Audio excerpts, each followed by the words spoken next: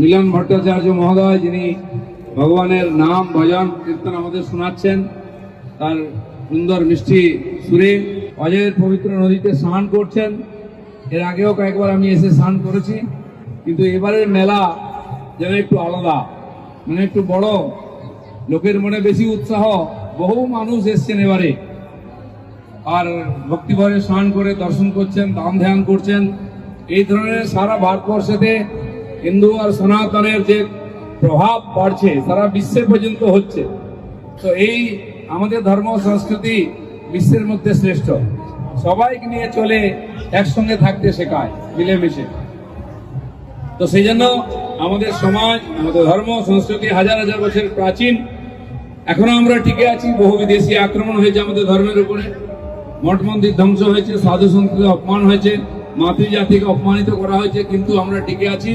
আর এখন সারা বিশ্বে মাথা উঁচু করে দাঁড়িয়ে সারা বিশ্বকে ভালোবাসা, বন্ধুত্ব শেখাচ্ছি।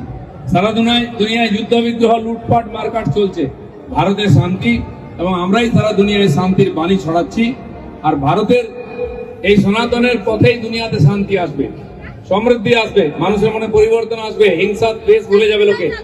পরিণামী কলিযুগে একমাত্র রাস্তা, যার দ্বারা মানুষ, প্রকৃতি, পৃথিবী সব উদ্ধার হবে।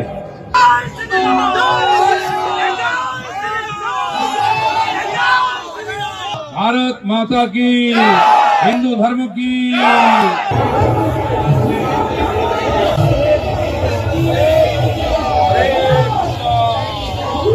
জীবনের মধ্যে সাত্বিকতা, নৈতিকতা, আধ্যাত্মিকতা নিয়ে আসতে হবে।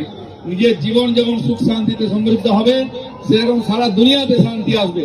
সারা দুনিয়ায় মারকাট, হিংসা চলছে, যুদ্ধ চলছে, তার থেকে পৃথিবীকে বাঁচাতে হবে, মানবতাকে বাঁচাতে হবে। এটা আমাদের পূর্বপুরুষরা বলেছেন।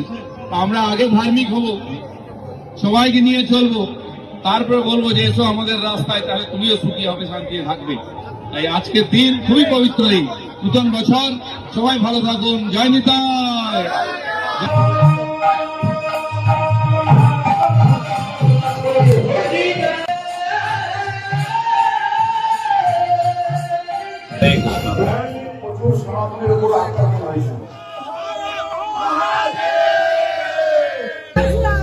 আমরা সৌভাগ্যবান হিন্দু হিসাবে এই ভারতবর্ষে জন্মগ্রহণ করেছি, এখানে ভগবান বারবার এসেছেন। আমাদের দায়িত্ব ধর্ম রক্ষা করা, দেশকে রক্ষা করা, সমাজ রক্ষা করা, মাতৃজাতি, গো জাতি, মন্দির মঠকে মূর্তি রক্ষা করা, কারণ চারদিকে বিপন্ন হচ্ছে। সেই ভাব নিয়ে আমাদের যেতে হবে, ধর্মকে জাগাতে হবে, ধর্মকে রক্ষা করতে হবে। তাহলে নিজেও সুখী হব, পরিবার স্বয়ং সুখী হবে, আর বিশ্বে শান্তি আসবে।